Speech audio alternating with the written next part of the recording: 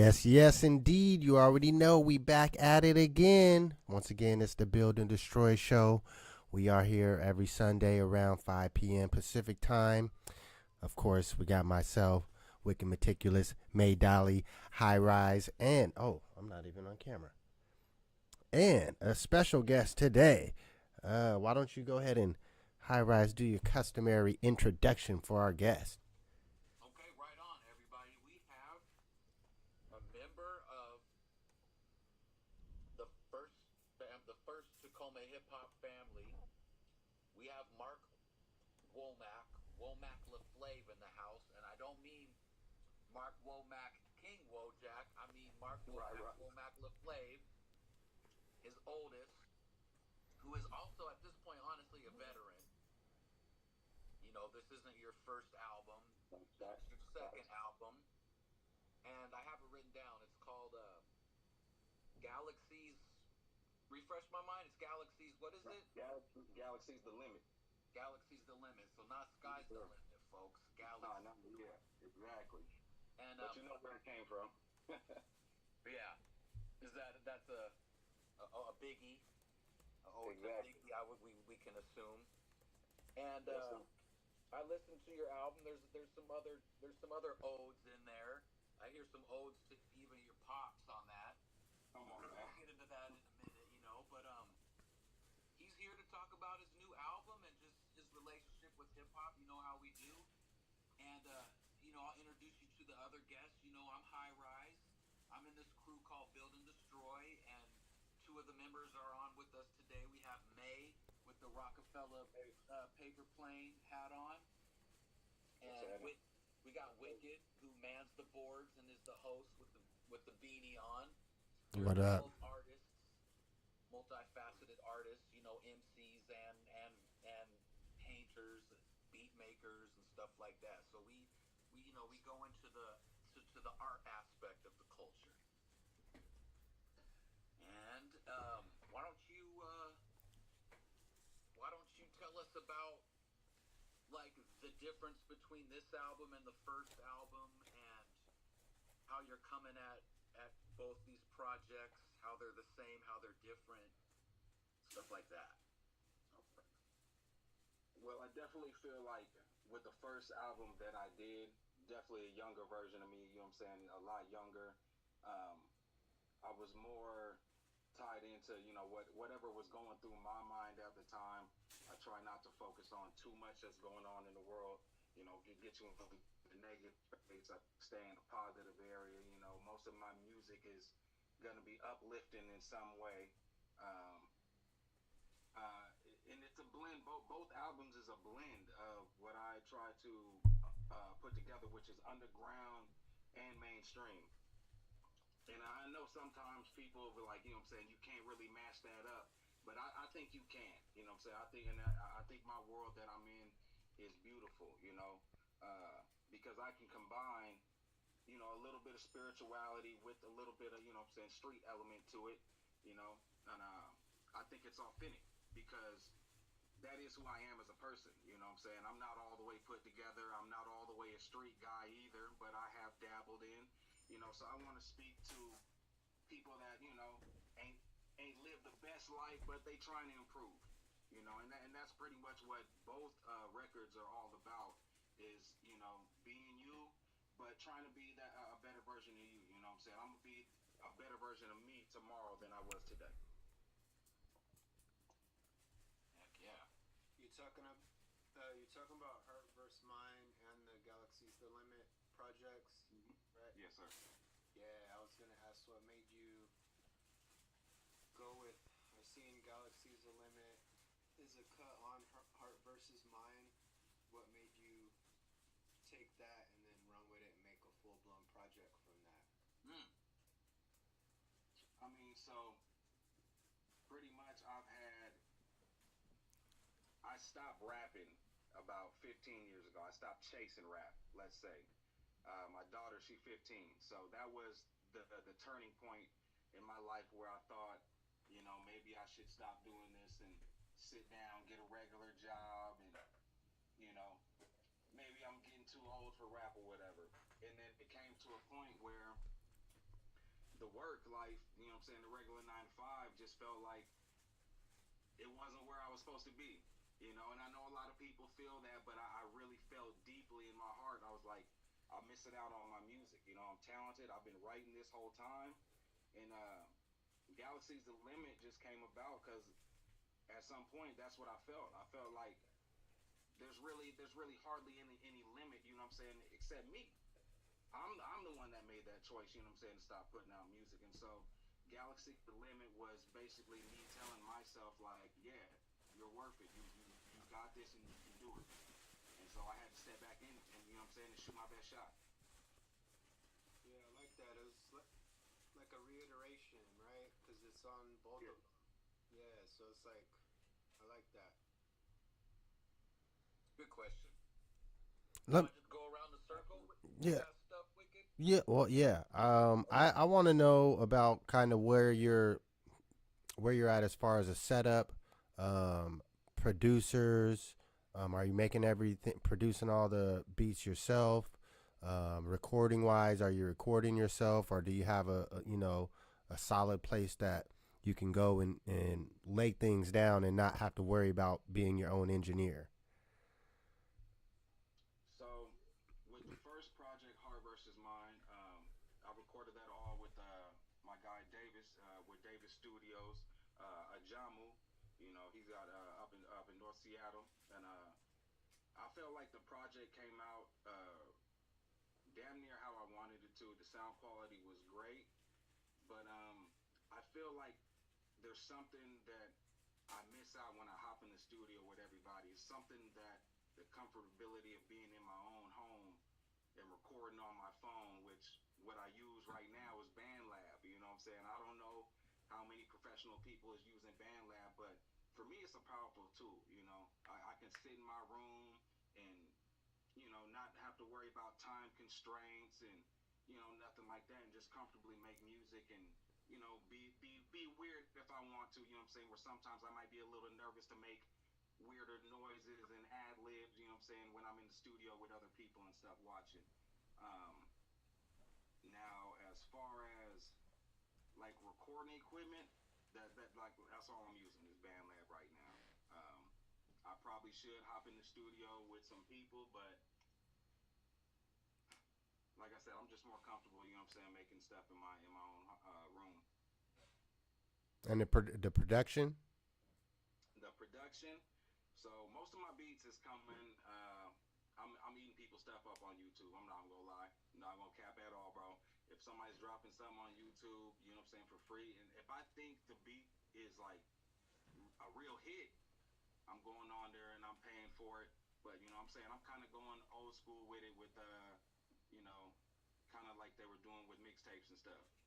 You know what I'm saying? I'm snatching up whatever beat I can, and if I'm inspired, I'm writing to it. You know what I'm saying? I don't want to hold back.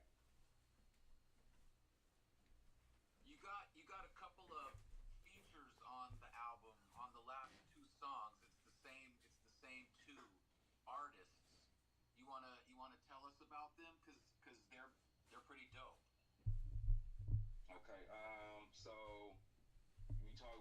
Which artist you talking about? I mean, Yeah, here I can bring it up here. I still got it on the playlist here. because I know if you're talking about two dope guys, I got I mean, they both him and his brother Ziza Yeah, Parker. that's the two you got on the album. That's it. Yes, sir. Yeah. So both of these guys, you know what I'm saying, are from Texas. They're out here right now. They live up in Kirkland, and they twins. You know what I'm saying? Both very talented guys. I kind of re-inspired them to start making music again. I started doing security up at a dispensary in Kirkland, Washington, and that's where I met these two talented cats at. And ever since I've been working with them, we got real close. You know what I'm saying? They're like brothers to me right now. I talk to them, you know what I'm saying, almost every other day. And one thing I know is that they both can rap their ass off. Yeah. He just like me. He is every day he's writing. He'll send me stuff to write on with him, and I'll send stuff for him to write on with me. And I just know that, you know what I'm saying, especially I mean, he's more heavy into the music than Ziza is. But I mean, he's fire, man. I mean, you heard the track. He can can bust his ass off.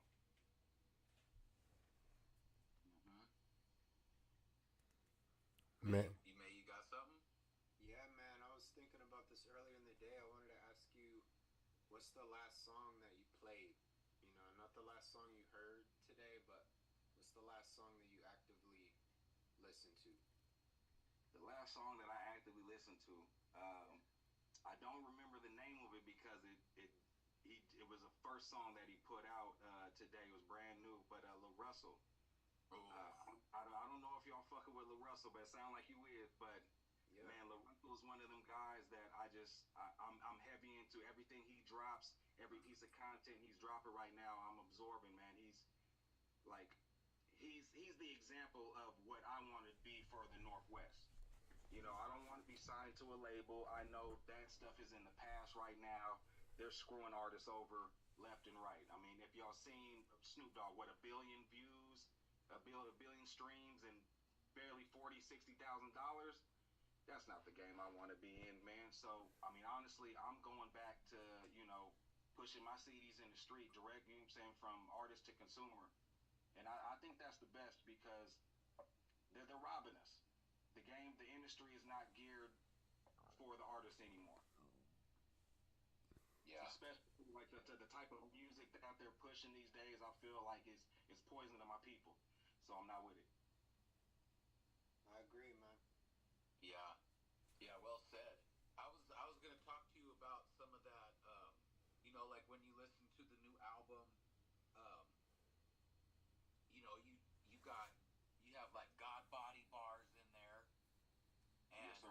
you're talking about Yahweh, and you have the imagery of the good versus evil, and battling the devils and the system, Of and course. so you know, are you how did you get versed in the mathematics? Is it from hip hop, or are you a studier? Are you a reader? Are you watching videos? Did you have an elder? How'd Man, you I soak mean, up all, that all, that all the level above, of man.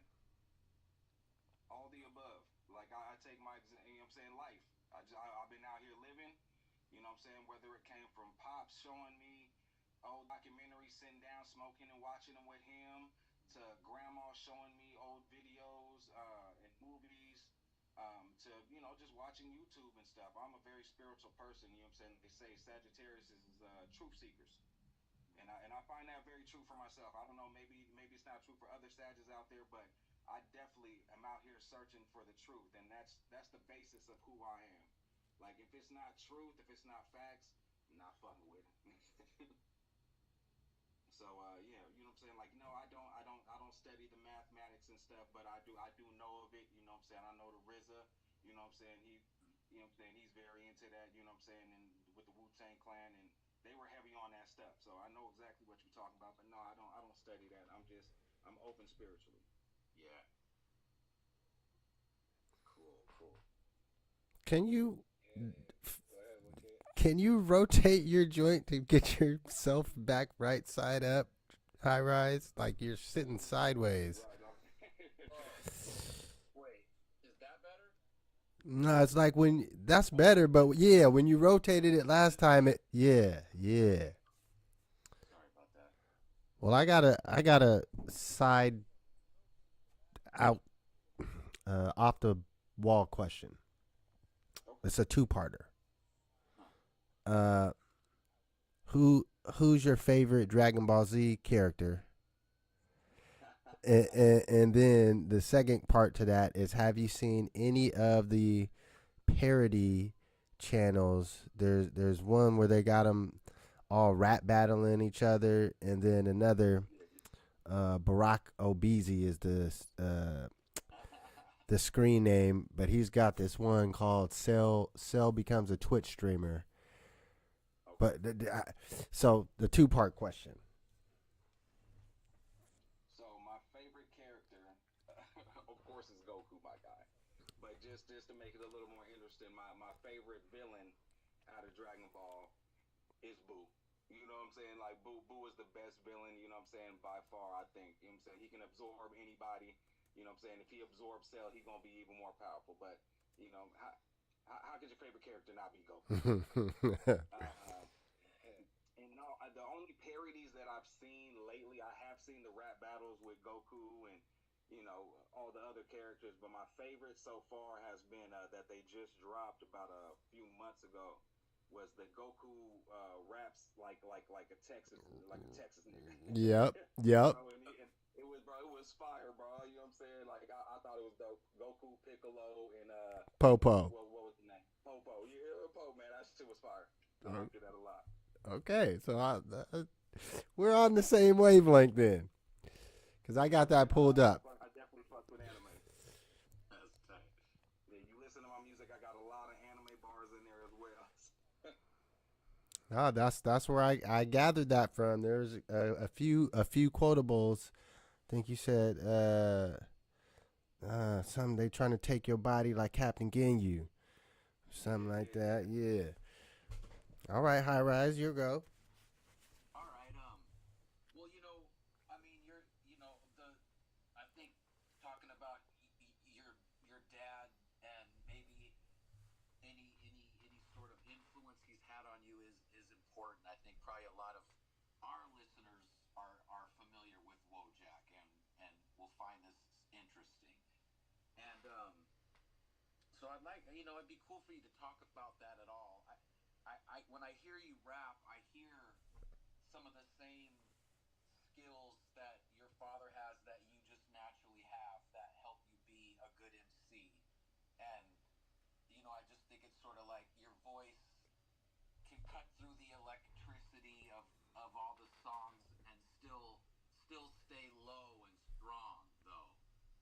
And that's not always easy to do. And but I think you sound a little smoother than your father, who's more of a real battle Yeah, gruff yeah. guy. Not that you don't have that in you, but I see a little more just polished vibe. But you say some about where you're going low in one of the lyrics in that album. So Yeah, yeah. I'd love to just hear anything about that, just how that is important to you, memories or whatever it plays, whatever part it plays. So man, I mean, Pops obviously is a big part of influencing me to do music. I remember as a young man, I'd be at grandma's house and he had the back room, which now is nobody stand back there, nobody use it. But back in the day, it used to be lively. He was using that for his like, he would record music back there, kick it with his homies, and I remember him, saying, just being back there as they kicking their rhymes and listening to beats, and I thought it was just the coolest thing ever to have your own crew. And I was able to watch him, even how his brothers looked up to him, and idolized him.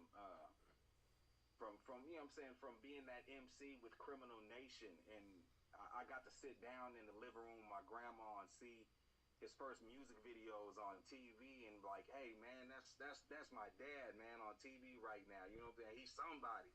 You know what I'm saying? Like, and like that's what I wanted to be. I was like, I always knew that I wanted to do music at the time. I didn't think I could at it though. I didn't really know where to start. So, but his influence, the way he really influenced me was, I feel like he's a real political rapper. Mm-hmm. You know what I'm saying? Like he always throwing politics in, real world matters, and I feel like he's a storyteller. Great MC he is, but I've always felt like he was missing a little bit of an edge on, the commercial side of things, mainstream side of rap. And that's where I kind of wanted to break into. So I always studied Pops, you know what I'm saying? Not gonna take nothing away from what he does just because it's not mainstream. That's not what I'm saying. It's not whack or weak, but it would be what I would describe as documentary music. Mm-hmm. Documentaries is for certain people. I like a documentary because I like consuming information, but a lot of people might call, documentaries boring. You know what I'm saying? But So I always wanted to bring something that was a little more exciting for people, but I love the information that he was giving through his music. I never wanted to really lose that. So I took, an example of like a teacher that I had. What he would did was different than other teachers. He made learning exciting. He got you engaged in the class, and I felt like if I was able to take what my dad does, but mask it in what the streets like to hear, and pepper in, a little bit of spirituality and learning a little bit of documentary type wordplay in there, whatever you want to call it, I felt like I could win by doing that. I don't want to let go of the substance, but I want people to dance too and bob their head and have some goddamn fun with my music. And so, yeah, that's the biggest way that Pop's influenced me was, with his real world, the way he talks about the real world. The substance in the music. Yep. May your go. Yeah, man. I want to ask, how do these songs come to be? What is like your writing process like, or what kind of setting do you prefer when you're creating? So what I prefer when I'm creating, I really like to be outside. I found that when I can be outside, just in kind of nature, things just kind of flow a little bit more freely. But I don't have to. I don't like to force myself to write. Though sometimes I find myself doing so. Like if somebody asks me to write a verse for a project, Now I'm like, okay, I got to get it done quick. I don't want somebody waiting a long time on me to get something done. Mm-hmm. But usually, if I might be literally watching casino videos or, Mickey Mace, how he's gambling in Vegas and making millions. And then I might just be like, hey, I want to write something real quick. Yeah, okay. Throw on beats, I go find a beat, start vibing to it, and literally shit just, I got like a muse and words just start flowing through my head. And then once that starts happening, once I know things are flowing, I just start writing it down. Mm-hmm. And then, before about 20, 30 minutes, I got a whole song done. It's beautiful, man. So, I mean, it's literally that simple for me. So it sounds like you channel, right? You just channel when you catch it. You're aware of it. I definitely channel. And yeah, you take advantage of that. What I'm saying? I don't know if you've seen Kevin Gates, I'll hum through it, I'll hum through little melodies and, whatever, and you just piece everything together as I go. Yeah, I like it, man. Well, look, we just got our audio updated thanks to Pesha in the chat. You guys were coming in low, but we got it fixed. Oh, good. Shout out Pesha. All right. Well, I guess my next question is more kind of looking forward as far as promoting this project. Do you have any shows lined up, or do you already have thoughts and plans for a following project? Like, what do you have coming down the pike? So no follow-up projects just yet. I've kind of realized this day and age it takes a lot of promotion on even just one song. You could be promoting a song for 2 years before you getting any traction with it. So rather than just wasting music and just throwing it out there and nobody being able to really hear it yet because nobody knows it's there, I'm just gonna focus on 2 to 3 of my best songs that I got out that I feel are kind of popping, a couple dance songs, and then one, just what I would call real music, where I'm talking real hip hop type shit.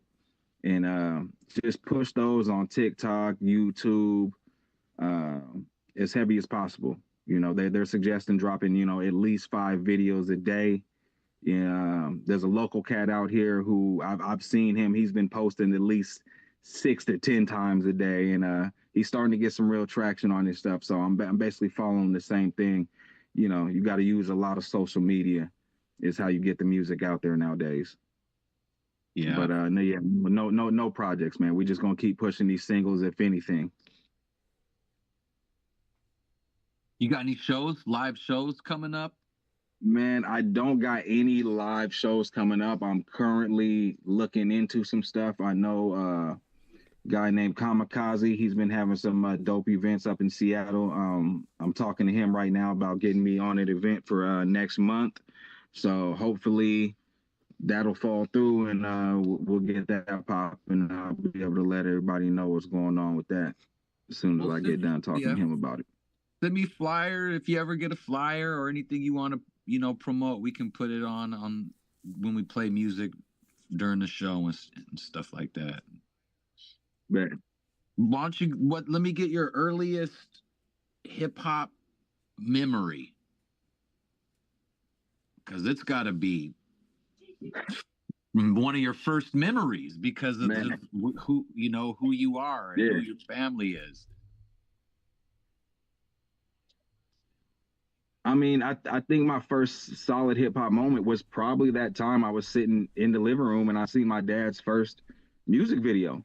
I mean, wow. that was so impactful to be able to, you know, see your pops on TV, you know what I'm saying? Another black man, you know, local, actually doing something.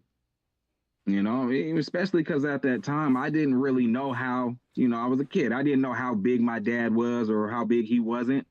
You know what I'm saying? So, yeah, when I seen him on TV, you know what I'm saying, I thought he was just the biggest shit ever, man. Like, you know, it was crazy for me, you know, having the whole family sitting down with you. And it's like, you know, hey, your dad's music video about to come on. Everybody gather around. You know, it was a special moment, man. You know, definitely made the decision on like what I wanted to do later on in life. You know, once I found out that I was actually a little bit musically inclined. And that came about, just to talk about that, how I start rapping, and not just loving hip hop, you know, because as a kid, of course, I wasn't rapping yet. I was just consuming everything, you know. I was listening to a lot of Snoop, listening to my dad. Mystical was probably one of my favorite first artists early on. Ludacris and T.I. Because my family, you know what I'm saying, the other side of my family is from the South. So like that, the Southern influence, I don't know if you hear it in my music, but like I'm definitely heavily influenced by T.I. and Ludacris a lot. Let me get my train of thought.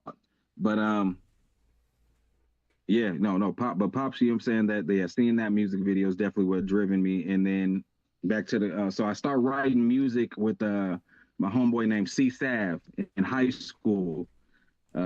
My choir teacher, I was taking choir because I thought it was going to be an easy A. You know, turned out it wasn't. Miss Schneider wanted us to put in real work, you know what I'm saying? And I was able to learn how to read a little bit of music, you know what I'm saying, how to play with the piano a little bit. And she gave us assignment one day to you know, write some music. So I got together with the homeboy and he was like, "Hey man, you should write a rap with me." I was like, "Man, I don't know if I can really write a rap." He was like, "No, man, come on, bro. I got you. I'll show you whatever you need." And I was like, "All right, man, come on." And he showed me, and we performed in front of the class, and everybody loved it. Everybody thought it was absolutely dope. You know what I'm saying? Even though I thought I was trash, you know what I'm saying, for writing one of my first raps. You know what I'm saying? How good are we really when we write our first songs? Yeah. But the fact that everybody gave love, you know what I'm saying, like definitely solidified my confidence in moving forward with it, though. But like yeah, that's how it all started, was a choir class, man, and writing with my homeboy C Sav. And ever since then, I'd write raps, and I remember going to a track meets and rocking a bus, man. I had the bus rocking one day. I was doing an old school song that I had back then, and everybody on the bus was singing it, bro. The bus swaying back and forth, you know what I'm saying? I felt like I was a major artist back then. I even performed at my prom, man. You know, we had a crew. Wow. We rented out a cruise ship out on the water, you know what I'm saying, out in Seattle, bro, and I performed there with another one of my homeboys. You know what I'm saying? It was dope, though. That's big. Yeah, I don't think I ever heard nobody perform at their own prom before. Yeah. Oh, bro, man. Hey, let me tell you. Hey, they was throwing it at me, bro. They was throwing it at me, man. Uh, Man, you got anything else?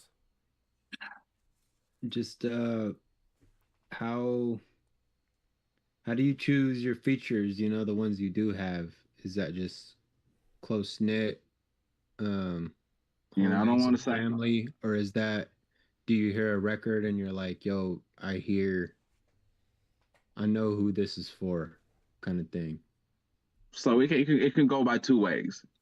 It can go one way. Either I'm just being lazy and I don't want to write a second verse, and I'm like, you know what I'm saying, who want to hop on? You feel me? Yeah.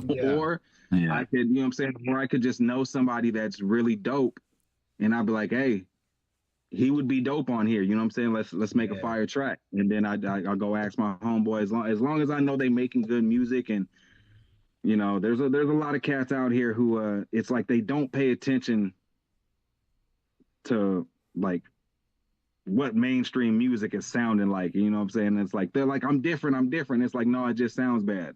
You know, Yeah, not to be yeah. an asshole, but like it's real, bro. Like some people just sound like trash. You know what I'm saying? And I'm only gonna rap with you if you're good. Yeah. I was thinking about that, how, boom bap hip hop or underground hip hop or, lyrical hip hop can kind of describe to me what we do. But to me, and I'm not saying this is the right moniker for it, but it's like skill based hip hop Yeah, where, absolutely. where we're choosing to look at hip hop as like an art, and we are saying emceeing and producing is something that you can technically have skill in and be good at. And that's what we're into more than vibe or where you're Yeah, from or what are you claiming or are you cool or are you tough, or because a lot of people base their music on that, where and the yep, other yep. stuff is like secondary. But to me, yeah, I've been thinking about that. How do we say, okay, cool, but we care about skills? And that's like you said, that's just like an old school thing. Like when you come from the old school, or you're inspired by the old school, you know what I'm saying? It was very heavily skill based. It wasn't about, just the sound of the music. If it had a vibey sound to it, you had to really be talking about something, have some, you know what I'm saying, like your rhyme set, bro, your word play, you know what I'm saying? Like, and you had to have your own original style. You couldn't bite and sound like somebody else. And that's the problem today. It's like they just saying whatever and doing anything, you know what I'm saying? And it sounds good, so I understand the vibe thing, but we got to do a little bit more than that, you know what I'm saying? Yeah. So like a lot of today's artists, sorry to say, like I wouldn't be working with a lot of today's, you know what I'm saying, new artists, because I'm just they're not in my alley. They're not rapping that old school, but there are a few of them. Like I think Kodak. I think Kodak is he. You can definitely describe him as a vibey rapper, but then he has songs where he's definitely tapping in to some Yeah. old school skill though. So Yeah. like, And he's unique. yeah, he's very unique, and so like and as long as they're being authentic and talking about something about their real life, I love it, man. I love it. I'm consuming all that music, man. Yeah. Even Lil Baby, I think when he dropped Mhm. during the pandemic after one of the police killings, you know what I'm saying, of our brothers, man, he made a song. I think it was after George, and he made a song, and man, I thought it was amazing for him. You know what I'm saying? Because I was so used to his vibey type music and his kind of mumble rap. You know what I'm saying? And when he did this one, it was like clear, and he was talking about it and had a message, and I thought it was fire. But yeah, I definitely covet, you know what I'm saying? I keep the old school skills, you know what I'm saying, close to my heart. But like I said, I like to kind of blend. I'm blending the lines a little bit. I don't want to go full mainstream, but I don't want to go full underground with it. So I'm trying to tap dance right there in the middle, Mhm. which hopefully I think it can work. Yeah. You're doing that. I would say that. There's a polishedness, there's a certain certain professionalism to the album. But yeah, Okay. you kick those bars that will keep the real heads like, okay. Okay, appreciate that, because like, you know, I mean, y'all know, I mean, I'm like, I've never been a gang member and nothing like that, and I feel like, you know, that's what the world usually wants to hear. You know what I'm saying? Like, we consider West Coast mostly over here, and so everybody's on that West Coast gangster music, and you know, if it's not that, it's the Chicago drill music and stuff like that, and everybody's talking about shooting and killing and drugs and stuff, and that's just not really, you know, where I'm living at. That's not where my head's at right now. Yeah. So, you know, but I feel like I'm in competition. You know, I feel sometimes a little insecure about that, because I feel like that's what everybody wants to hear. So it's kind of harder to stay true to myself, you know, when I feel like maybe my music is, you know, a little outdated for these people. Well, look. But then I'll be like, man, I'll be like, fuck no. You know what I'm saying? This shit is fire, bro. Well, look. I mean, I get back to writing. I mean, we have this conversation amongst each other in terms of whether or not you need the youth to like your shit. Like, there are enough 30-plus-year-old adults that grew up in hip hop just like we all did, and would appreciate. It's how, what's the slide against Andre 3000, and people saying, you know, no one wants to hear us walk around rapping about, you know, getting old and having. Like, what am I gonna rap about? Getting a colonoscopy? Yeah, that was the quote. Yeah. But in real life, people like us, actually, we have an appreciation because we're in the same realm. Like, if you can rap dope and rap about the shit that, you know, being a parent, you know, having a teenage daughter and dealing with, you know, if you can pull that off successfully, there is a market and there is enough people, and you know, at some point we're successful enough to where we can buy merch, we can come to shows, and our kids is grown enough to where we don't have to sit at home. So there's definitely the market and people there that I think you don't have to, you know, feel peer pressured into making some shit that the young folks make. Right. And I definitely struggle with it, but at the same time, I kind of don't struggle with it, because I've always been a different person. I've always strived on, you know, being different. You know, if everybody's rocking J's, I don't want J's now, because everybody wearing them. You feel me? And that's real. That's real. I think I think during the pandemic, you know what I'm saying, they dropped like 16 racks on me. You feel me? And I was like, let me go get some J's. Let me go get some J's. And that was the only time I went by J's, because I had so much money, and it was like, it's not gonna hurt me. But guess what I did with the J's right after that? I went and sold them. Just went and sold them to a homeboy. And I'm back in my Adidas. You know what I'm saying? Whatever type of shoe that I like. So yeah, I mean, it's kind of easy for me, but it is in my mind though. It is in my mind. Well, right on, man. Thank you for coming on. We wanted to have you on because we want local artists to be able to promote themselves, and we like to have like-minded artists on that we respect and you know, vibe with. And also, just, it is important for us. We're fathers, are, you know, we're trying to, hip hop, I mean, to me, is multi-generational. And I think at its best, it can connect families and create families and bind families, and can be a medium where families pass on skills to each other and attributes. And you know, I see that with you and your father, and I do think that that's worthy of shining the light on. So, you know, just thanks for illustrating that for us. And you know what I mean? Let us know what else you got going on in the future, and we'd love to have you back. For sure, man. So in the future, y'all can definitely look forward to me dropping, you know what I'm saying, more singles and everything. I never know when it's gonna come, because like I said, I write freely, But you know, I might drop 2 tracks a day. You know what I'm saying? 4 or 5 tracks a week. You know what I'm saying? You'll never know, but you just got to stay tapped into my social medias.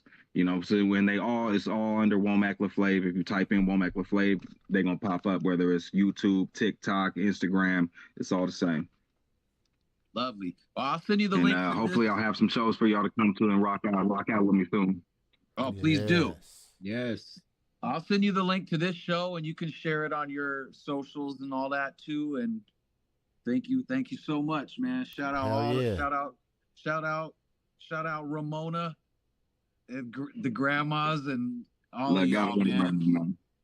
Jenkinses and the Womacks forever. We Tacoma loves Jenkins, the Knights. Yeah. Everybody in Tacoma. Yeah, man. Salute. Hell yeah. I'll be in touch, bro. Appreciate you. All right, man. Yeah, salute. Y'all have a wonderful night. Thank y'all for having me on, man. Y'all stay blessed. You too. Well, look, folks, we're going to jump right into our halftime musical break interlude. We got some things queued up, and then we'll get into our topics when we return. You already know how it goes. This is about 10 minutes. This is the Build and Destroy Show. We get it in every Sunday around 5 p.m. on the Pacific West Coast timeries. So if you're on the East Coast, you know, maybe it's 8 o'clock for you. But you can still tap in with us. It's the internet. You can tap in from China. All right, we got them loaded. We got them locked and loaded. Let's go. Yeah, the world is a circus. Bunch of clowns running around in clown cars.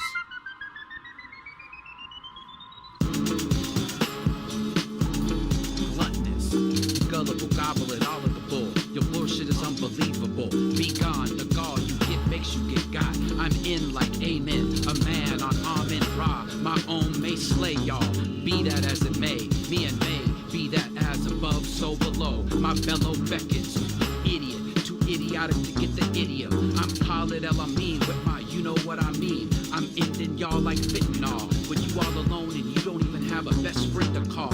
I get so excited, I almost suicided. Atoms divided, molecules collided.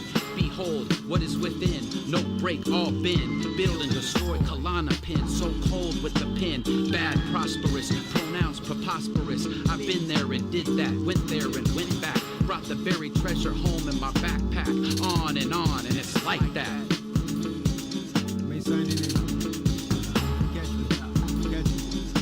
Yo, rough drafts led to shockingly smooth endings, and hot heads led to cool spending. Micronutrients led to mic grips, not dubious. Life slips away, the vice gets the play. Found localized in a global fray. Mobilized junctions in the clay. What was upwards was downwards. Once pondered with sound nerves. My nouns occur when I'm grounded to the earth. The resting place resembled the S shape. You question fate while the destined wait. Naked and not afraid till greatness has behaved. Calibrated egos from amalgamated peoples. Downgraded steeples, the town made it evil. Years fortified lectures from a clean soul. Definite shooting that seems whole. Definite test of a prerequisite for my etiquette. Sacrificial lamb of rap style that never lived. Get the bid on the auctioneer with awkward tears. Locked in a sphere, often I'm here. Catch me boxing the square. Yay!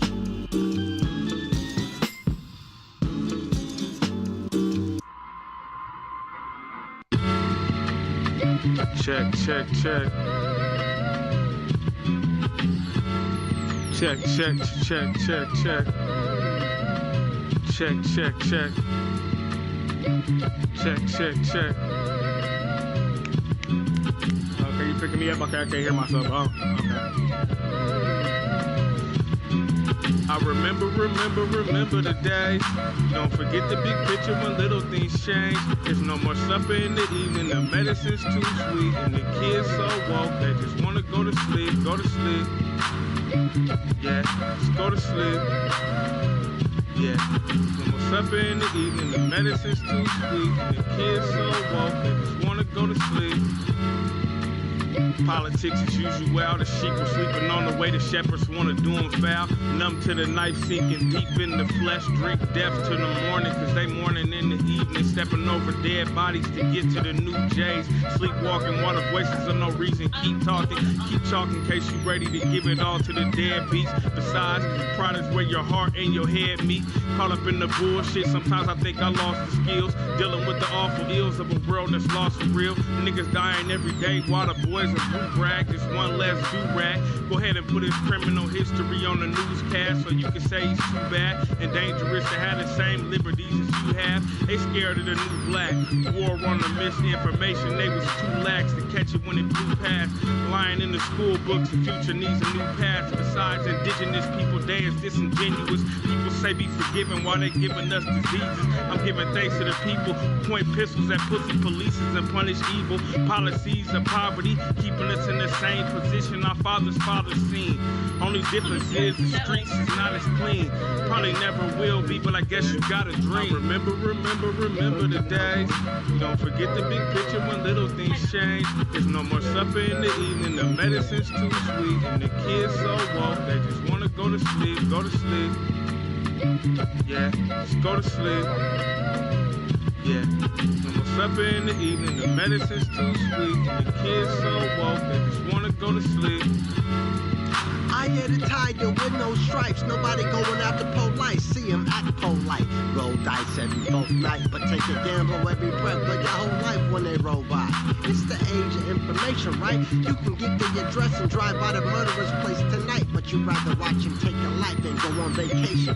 Wouldn't lift the fucking finger for the family, that's disgraceful. Complacency in the face of danger is the opposite of courageousness. I'm gonna plant this idea here and blow your brains to bits. Think differently, independently, explore shit that's interesting. Grow your own food and spike the industry and drink. Choose spike with Hennessy, you chill. Research people fighting to get you here. Snow is just water crystals, and you went down for the start of a one invites to the finish meal. Go to sleep. David, don't be foolish.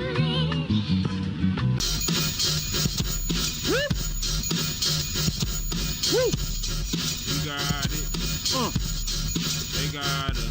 You can't accept something, be ready to change it, rearrange it, move the extra baggage to the basement, making minimum wage to enslavement, confined to the policies of a corrupt corporation. Speak your voice, use your language, cuss they ass the fuck out, don't be ashamed, miss. I ain't on that Danny Ainge long range with the aim shit. I ain't passing up spare change, Bitcoin, financial arrangements, checking for them savings, misbehaving in the retail haven with the cash sandwich, bread with the cheese in between, misled by TV screens in the magazine.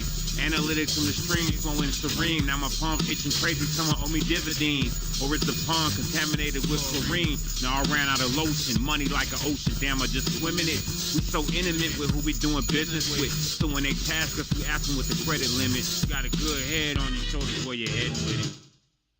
We got it.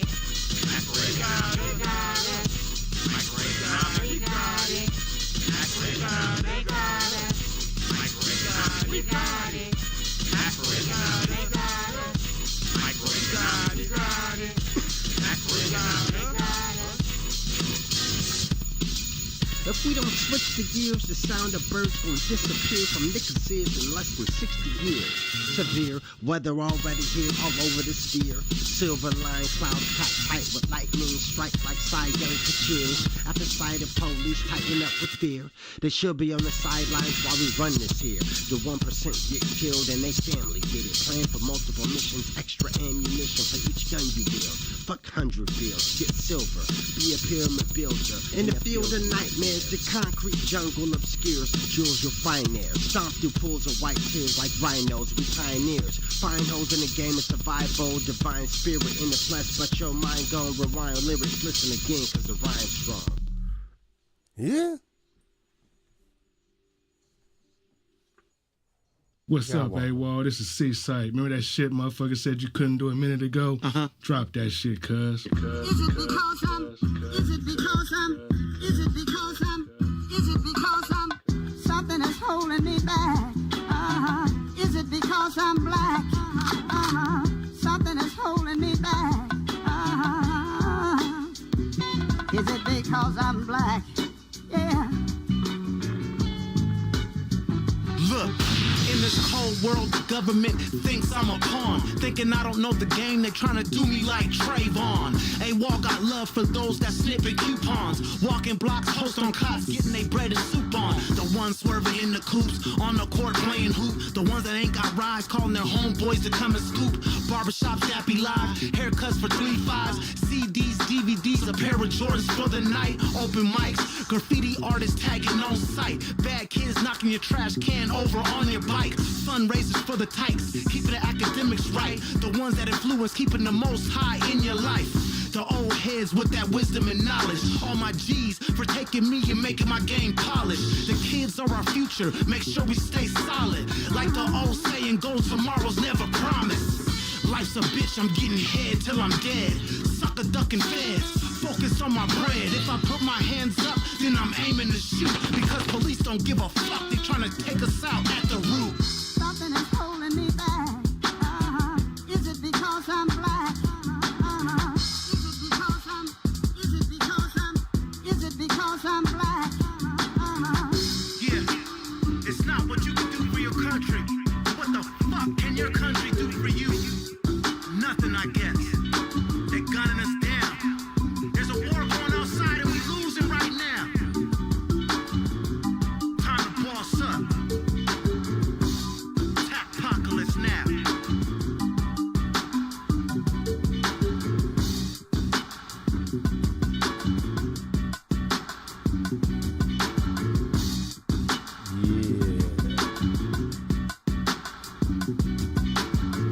Yeah, that's that Apocalypse Now joint right there. You already know AWOL coming through. We back at it. It's the Build and Destroy Show, where, you know, Northwest hip hop gets documented, and then we talk politics and other stuff. Looks like we got Womack Laflave still connected. I don't know if he's jumping back in. Who knows? If he hops on, we'll make him. We'll ask him questions about our topics. All right. You know, if not, then who knows? Well, what do you guys think of the? Well, let's do a recap. Yeah, I was gonna say we might as well. I'm sure we want to talk about that show, but I was just gonna say I was on their social media, and you know, that Slap Frost character is an original artwork, I think, by Z-Man, from what I could tell, and it's supposed to be like it's Jack Frost's little brother or something like that, and Slap Frost is like the epitome of hip hop, using the terms like, ooh, that's cold, or, you know, I'm chilling, and you know, wearing ice, and then it's going up against like the newer type of hip hop that is like, oh, that shit's hot, everything has to be hot. And Slap Frost is like, nah, man, I'm cold with it. And I just thought I like that, you know? It's cool. Yeah, I like that. So I just wanted to share that for y'all.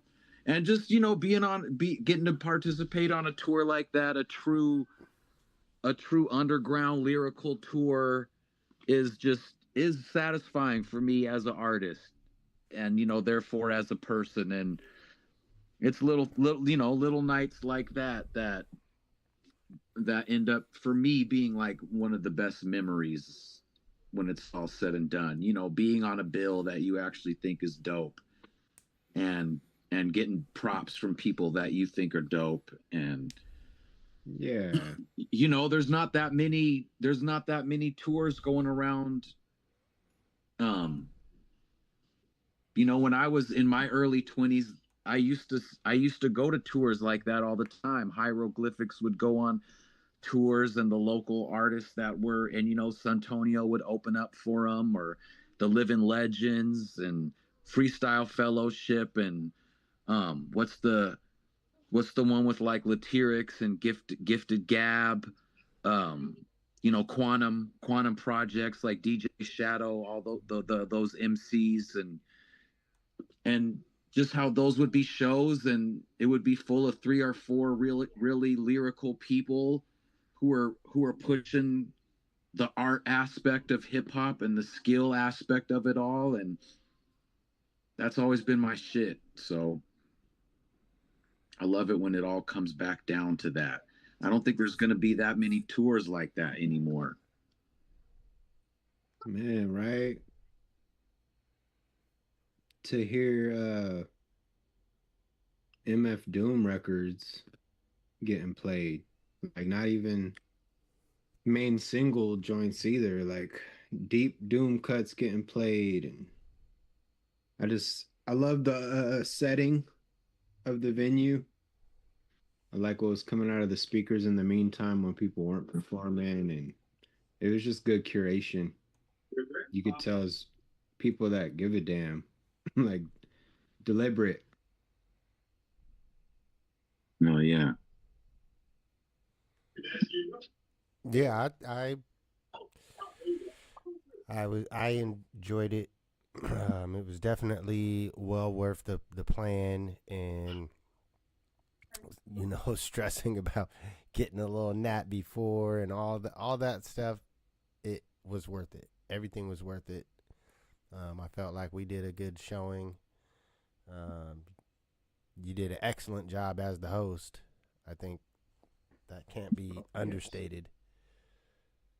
Well, thank you, man. I already hit up True Justice though. We can go down there. He said he always has spots. You just say you got to tell him when. So, I got a lot of time off in July. Maybe we could do a little NorCal. Maybe we could do a run. Maybe we could get 3 shows in a weekend. Hey, if you can pull it off. You know what I'm saying? What if we do like Berkeley, Frisco, and Oakland, and something like that? Just make a little run. I'm down. It'd be fun, and it'd be more possible than ever. July would, if he could do it, and July would work for y'all. Sometime in July. If I could just tell him, hey, we could get down there in July. What could you do for us? Even something on Oregon on the way down there, because they just rocked like Bend, Oregon, and all those places.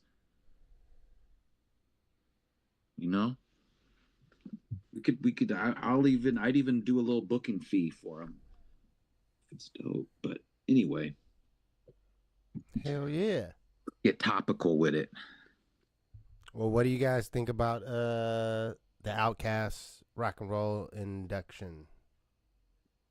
Did you guys see that?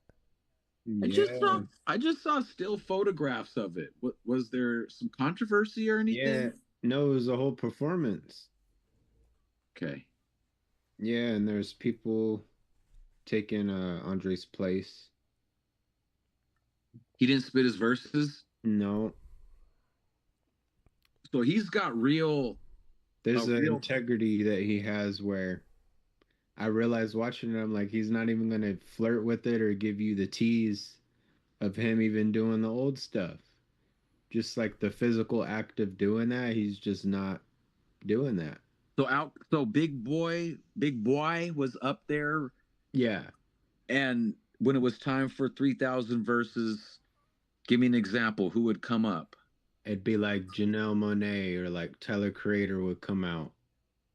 Or like JID would be out there. Like, everybody was interchangeable.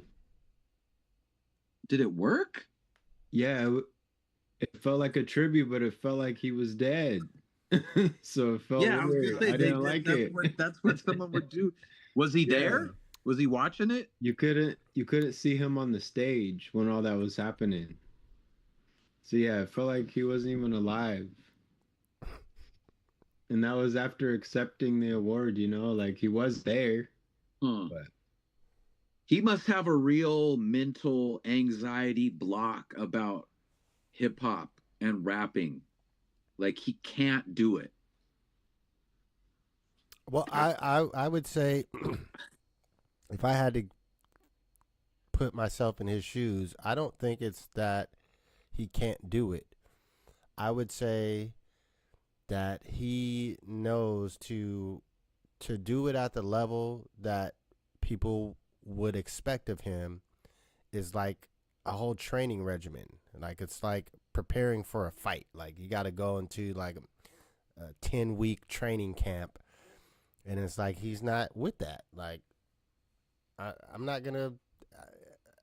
It's too much energy input for the preparation side of things to get himself ready to give the level of performance that people you're want. saying it you think okay, but are you saying so you think it's an effort issue on his part? He doesn't want to put the effort?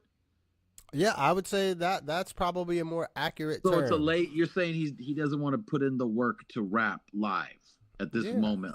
It's just that's it. Yeah, he'd rather play his flute, and that takes less effort because it's improvisation every time. See, I think I hear what you're saying, but I don't think it's an effort thing that's making him choose not to rap. I think he has a real like artistic block, like a mental wall. Is it like when Austin Powers lost his mojo? Yeah. It's just the bar is empty and there's no. That's what I think. Yeah. I don't think he's just like, oh, I don't want to work hard. I don't want to train. He spit that scientists and engineers on the Killer Mike album, so that's a relatively recent verse. And that won a Grammy. That song won. Added awards. Is that the last time he's rapped? I think that was the last verse that he's done. That's available. That's interesting, man. Yeah, so I think he can still do it in the studio. Like that. I don't think he's lost his talent in creating a rap, a verse. Cause in his last stuff, like he was getting into the Eminem territory where you're not giving no one a 16. When they say they want you on the song, you come in and you're dropping fucking 32 or whatever. Even on that Scientists and Engineers, that wasn't no 16 bars. Like he was just rapping. He just went off. And so I think he still has that ability. He's just like doing it in the studio is different than doing it on stage. And I have to practice a lot, and I don't feel like doing that. So here's your verse, Killer Mike. If you're trying to perform this song, get JID to do it. JID would have been a good one. Did he do it? Did he? Yeah, was he, yeah. I was gonna say that's to me. He's actually there to help present the award itself. I actually think sonically, JID actually just actual voice wise sounds the most like 3000. If I choose. Well, shout out Outkast though. All the way, man. Definitely worthy of any accolades that they receive. Yeah, there's a whole conversation to be had about the Rock and Roll Hall of Fame versus having an actual real solidified hip hop Hall of Fame. But if any rappers could be considered in that conversation, like that group, they were rock stars at the peak, of their height. And always fully embraced by hip hop. Yeah. Yeah. It's hard to do. It's a harder thing to do than. Yeah, they pulled off guitars in hip hop pretty good.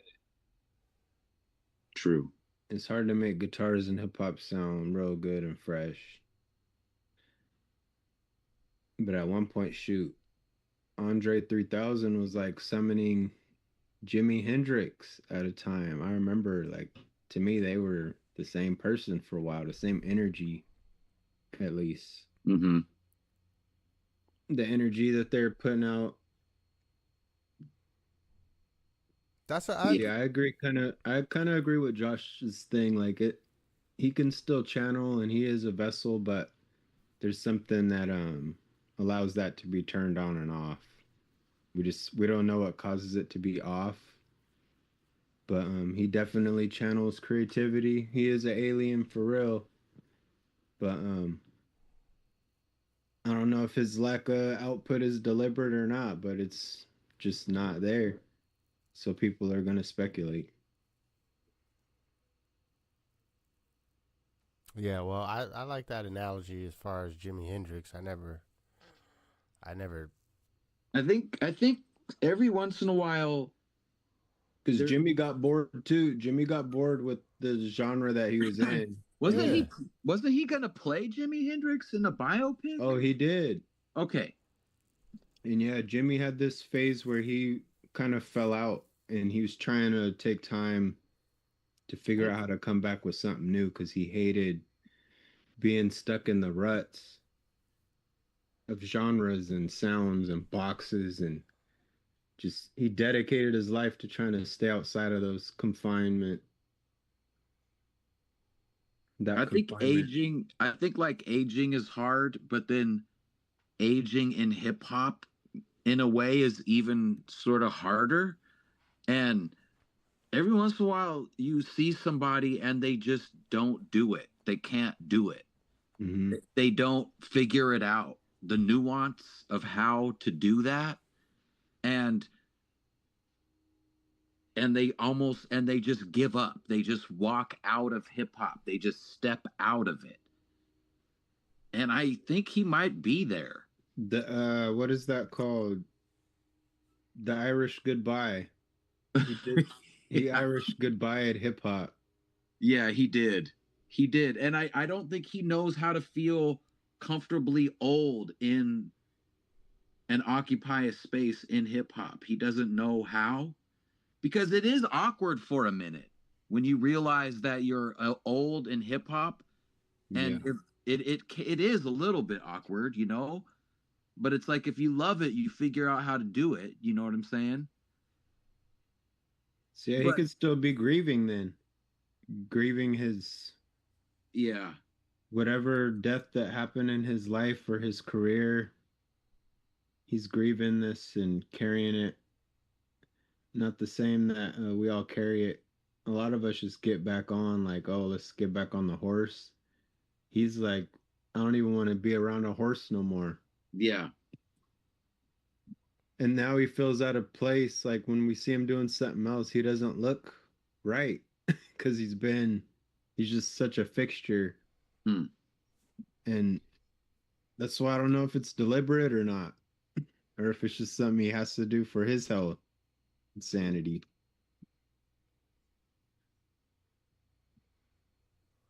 Well, yeah, we could probably psychoanalyze forever until he gives his opinion in an interview.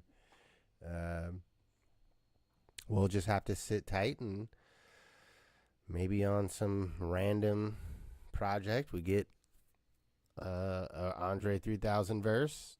At this point, I'm down to hear, of course, new Andre 3000 hip hop. But if that's not what he's into, I would still like to hear him talk about what's going on. No, that's a good point. That's a good point. I was gonna segue to that as far as existing in hip hop as an elder. It doesn't necessarily mean that you're still 1000% focused on making music. You know, the Fat Joe and Jadakiss, you know, and Nori, you know, they fully embrace the whole podcast realm. I would say even 50 Cent in regards to his films, you know, they're not hip hop stories, but the hip hop element is still there. Street culture, street stories, and they use hip hop for the soundtrack, and and music. So he's still involved. And I think I look at it like sports. If you look at how they're bringing Michael Jordan back to commentate, Tom Brady's getting paid a lot of money to be commentating football. And it's just like, I think it's a new thing no. I think it's more prevalent now than it's ever been on bringing the actual, or in hip hop, it's more as an artist, you got to make your own way. In sports, they'll call you up, and it's planning in advance. Some of these, you got the Draymond Greens doing his podcast well in advance. Kendrick Perkins was on shit before he had retired. Like, all them guys set themselves up because they're preparing for the transition. And I think in hip hop, there never has actually been like a roadmap on what can you transition to outside of, buying a donut shop or a Subway, buying some shit and just living off that money. You're still out of hip hop, but now there's ways. Yeah. To me, he's walking around, to me, like if Kurt Cobain would have survived. He's like that, where he got to the pinnacle of fame and he got celebrated to the point where he started to despise it, and he wanted the absolute opposite end of that spectrum. Like, they joke about him being the man on the mountain with the flute, because he is. Like, he wants monkhood, and it is painful to watch, but I don't even think that has to last forever, but it normally does. That's like an oath that some of these guys take after they've seen what some of us will never ever see. Like, he's been at the top forever and ever, and he's done everything but hear silence, and it's like the very thing that we hate him doing is probably the number one thing that he lives for at this point. It probably really gives him solace and dopamine to be able just to walk around undetected and unbothered, and gets to choose when he does want to be seen, because he knows, he's like, everywhere I go, I'm going to be a commodity or monetized.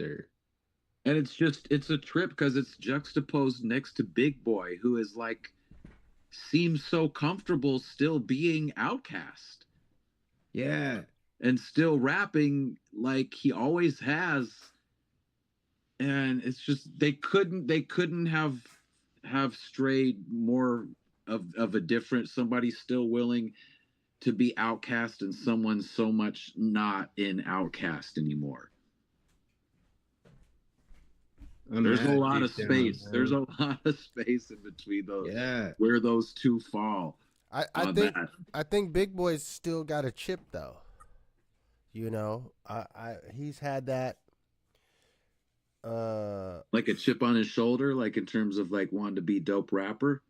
Yeah, well, because he is dope, but I think in terms of the number of rappers that will put Andre in like their top 10 versus him.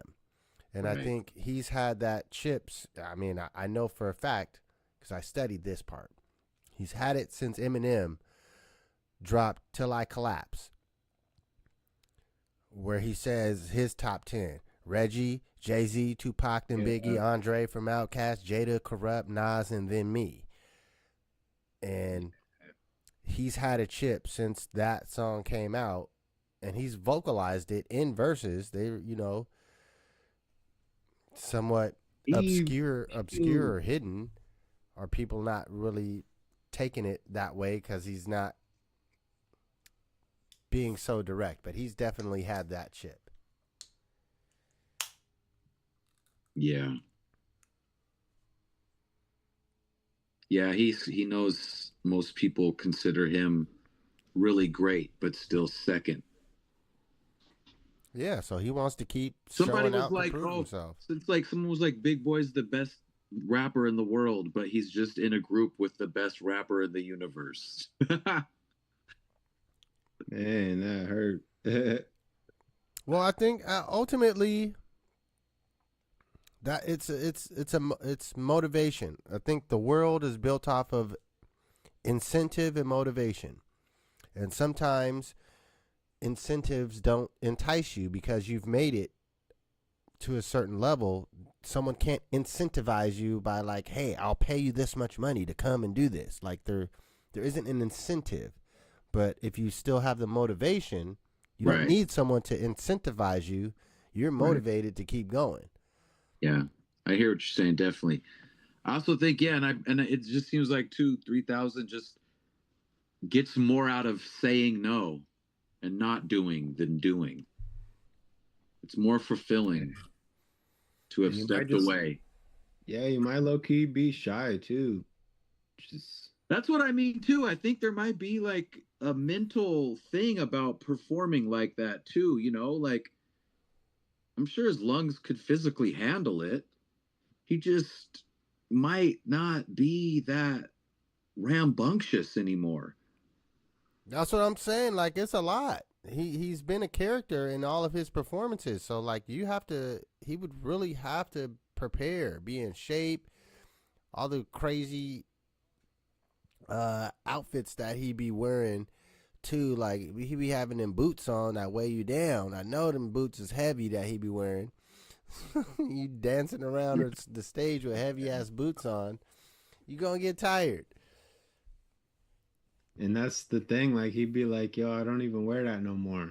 Like there'd be so much, he'd have to have full control because they'd want to throw him in like, oh, you want to go back in time and the throw old this garb. And he'd be like, yeah, he's done changed his whole mindset where you'd have to work with that new mindset because now he just wants to wear coveralls and be that guy. They'd let him. He's freaking 50 years old. Yeah, you just gotta let him. You gotta work with him. Yeah. Okay, well, switching gears a bit from someone who's avoiding rapping to, I know the project ain't came out, but I got excited when you texted about the Mass Appeal going to be dropping the De La album, and I looked it up. It's about 2 weeks away, November 21st. You said there's a first single already out? Yeah, I like it too. I didn't hear that. Package. I can't remember, but it's Package produced by Pete Rock. Well, clearly I ain't heard that one yet. What's your synopsis? Shoot, it feels and sounds to me like celebratory and happy, and it feels like it'll have a real De La feel to it too. Not not just a great album, but like De La gave you a very particular sort of hug, sort of embrace with their music, with their tones and the colors they used, and their vibes and sort of the gentleness they had. And so I got that feeling from this single, and that made me happy in a warm, fuzzy way. Yeah. And people love De La for that. And so hopefully they can capture that. Well, that's a good, I guess, perfect segue from talking about the performances with Andre 3000 being there. But it seemed like he was not. He had passed away because other people are guest spot filling in. De La's been doing that successfully with certain guest spotters. And, that's a show that I definitely, if they come this way, who knows who the guest spotter is going to be, but I feel like that's a show that I want to be there and witness, since I didn't get to see them in full form with their, original members. Hell yeah. I'd like to go see it as well. And I feel like And I they want I to. did get to see De La a handful of times with all of them. So they put on. They're one of the best. I do love them. So yeah, we're gonna have to put our eyes on the concert schedule calendar and look Yeah. out and see on the Mass Appeal website what we looking at. You know, Mm-hmm. don't try to leave us out up here in the Northwest. Don't fucking try to skip us over. Do not. Yeah, Common did that, man. The Common and Pete Rock. When that one came out, I was so bummed. They went everywhere but Northwest. I'm saying it's a known thing. Like if you're looking on them concert calendars, they skip over. There's a plenty of acts that we got skip the over theaters and all that stuff to accommodate them. So. Oh yeah, absolutely. They need to know that they got support up here. They got people trying to go to the show. Don't leave us out, man. We're telling you. Mass Appeal. Nas. Do not fucking cut us out of the De La Soul tour. We're telling you right now on the Build and Destroy show. I don't give a fuck. Look, if they have to do it in Everett, I said I would never go back to that venue because their sound man and engineers are terrible. I would suffer through it. I'd rather have it at the Tacoma Dome, though. I want to give a shout out to Danny Brown and his new album Stardust. Okay. There's all kind of yeah. Man, he's been sober for a while now. I think it's his second album as a sober man, no alcohol. But man, just the soundscapes on this is such a fun album to drive around and listen to. It's like a hyper pop, I guess. Mm-hmm. And yeah, his voice, like you said earlier, just cutting through this electricity, and the music bed is noisy. It reminded me of like RPG music, PlayStation, some Final Fantasy type stuff. But man, he's just skating across that stuff. And it's good. He mixes the therapy bars again, just middle-aged man therapy bars with clever entendres, and it's all the way there. I love it. Okay, I'm gonna have to check that out. Yeah. Stardust, Danny Brown. Well said. Yeah, he has really good beat. I like how he's always got good beat selection, always, but he don't fail. All right, well, I guess we can close it with your guys' thoughts on, if you have any, on Max B release. I always liked Max B's style. I do think he's got something unique. And he's another one of those like fun people to listen to. Mm-hmm. And he's even, I don't know, I can't say for sure like what the name of his latest music is or whatever, but I mean, I'm subscribed to him, so when he drops new music, I listen to it. I think he still has it totally. Yeah, I think he's got the charisma to make it on the internet space. If he wants to continue.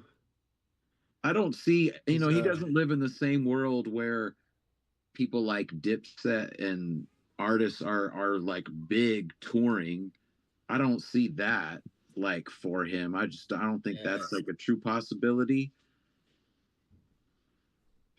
But I could see him utilizing streaming. I don't think he's like, oh, I'm too cool for that. I think he could get put on like, yo, this is the wave now.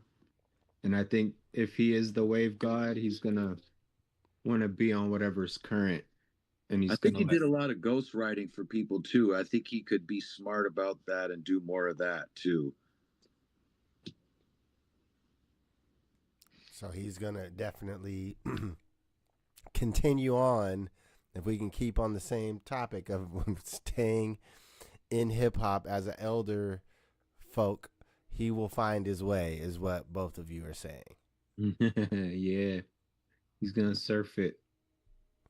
I think he definitely has what it takes. You know, he can sell He's one of those guys that I think people would pay to just not even have him on a hook, just ride a hook. That's what he's good at that.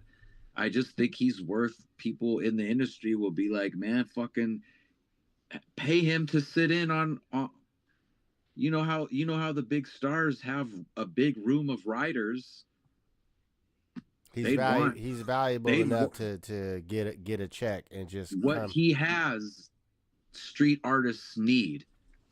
He's got something in that category of rap that is super electric that people are drawn to.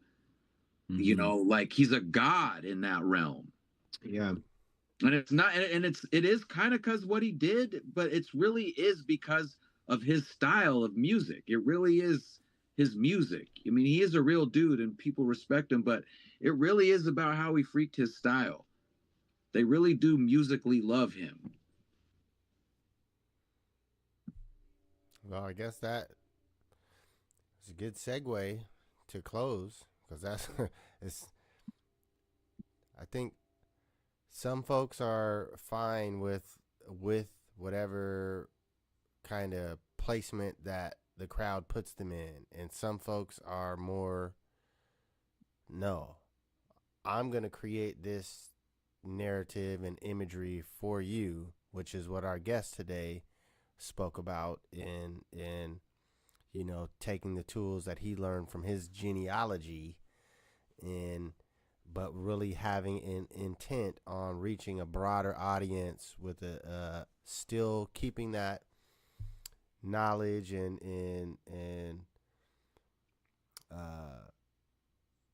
game, I guess, is the best terminology, infused, but, you know, still trying to make some fun records and whatnot.